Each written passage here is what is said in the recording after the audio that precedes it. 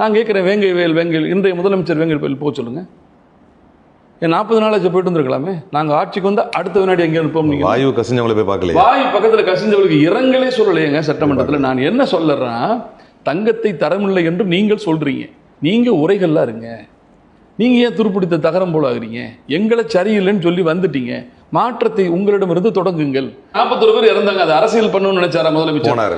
என்ன பொறுத்தவரைக்கும் உடனே போனாரு. ஆனால் அரசியலே பண்ணலை. பத்திரிகையாளர்கள் கேட்கிற போது என்ன சொன்னாரு? உயிரிழந்தவர்களுக்கு, அந்த குடும்பங்களுக்கு நான் உதவியாக நிற்க விரும்புகிறேன். உயிருக்கு போராடுபவர்களுக்கு உரிய சிகிச்சை கொடுத்து காப்பாற்ற விளைகிறேன்.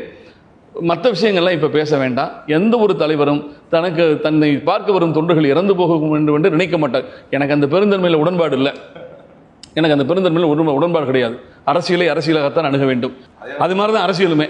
பெருந்தன்மையெல்லாம் அந்த இடத்துல ஆகாது. இப்ப நான் என்ன கேட்கிறேன், நீங்க பெருந்தன்மையோட நடந்துக்கிட்டீங்க. யாருக்கிட்ட பழியை உங்கள் மீது திருப்புவிடும்.